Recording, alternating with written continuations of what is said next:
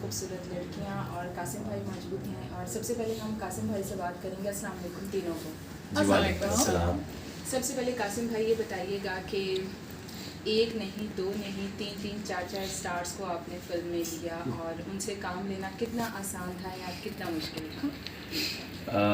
वैसे इसमें एक खुशकिस्मती ये रही कि वो सब बड़े अच्छे अदाकार थे और वो बड़े पैशनेट थे अपने काम को लेकर। ज़्यादा प्रॉब्लम्स जो थी वो वेदर की थी, क्योंकि एक छोटे टाउन में हम काम कर रहे थे। लाहौर से कोई तकरीबन 1.5 घंटे की ड्राइव पे था ननकाना साहब, जो छोटा सा गांव था। अदरवाइज़ अगर हम टैलेंट की बात करें तो वो सब टैलेंट ने अपना बिल्कुल 100% दिया, जो आप स्क्रीन पे भी देख सकते हैं। 100 से थोड़ा ज़्यादा बल्कि ठीक है, 110% ऐसे ठीक है। और वो एक अच्छा एक्सपीरियंस ही रहा। और वो थ्रू आउट द जर्नी जो है वो एक इंटरेस्टिंग जर्नी है। एंड आई होप कि अब तो हमने बना के आप लोगों को दे दिया, अब आप लोग डिसाइड करके बताइएगा कि आपको किसका काम कैसा लगा।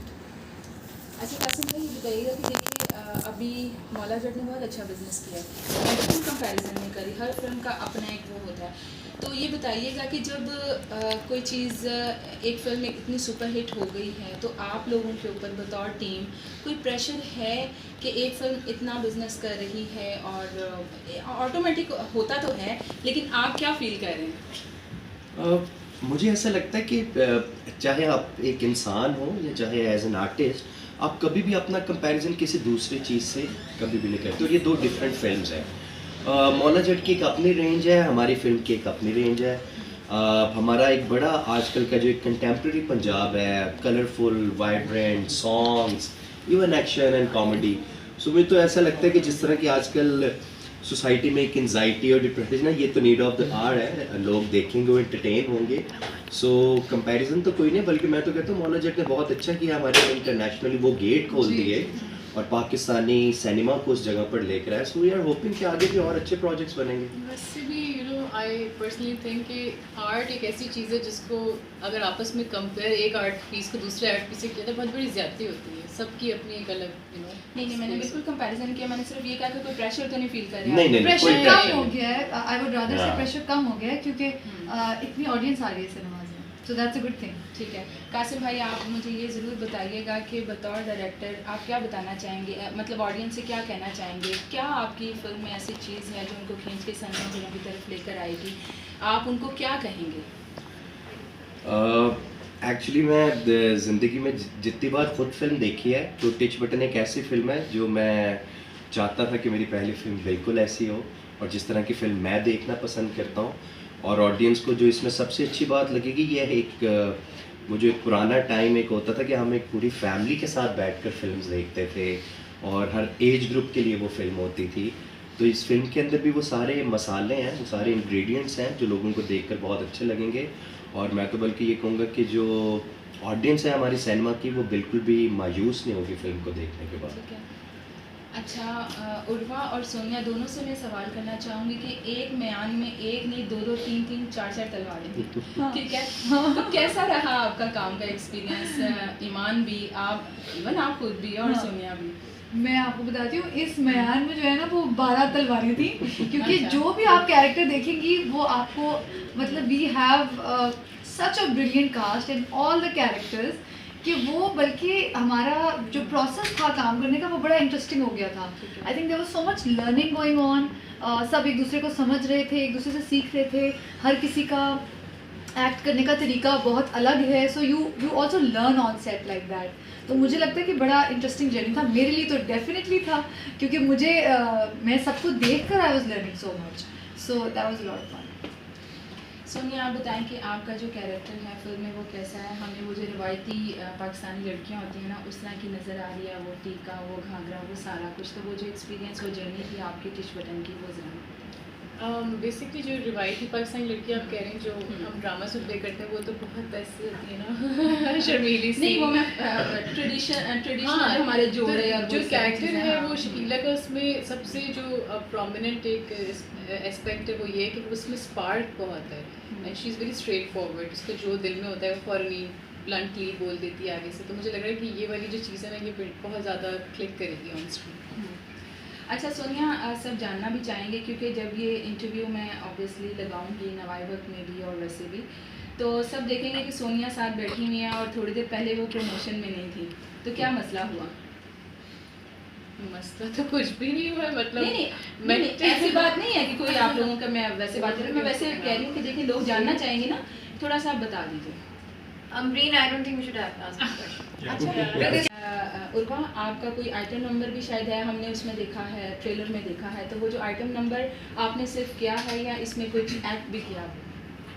नहीं, मैंने इसमें एक्ट नहीं किया, और वो भी हम जब पूरी फिल्म बना चुके थे तो कासिम और फरहान को लगा कि एक गाना होना चाहिए, जिससे मैं बहुत ज़्यादा डरी थी, और बस इन्होंने मुझसे, और वो बल्कि एक डांसिंग नंबर है फॉर मी।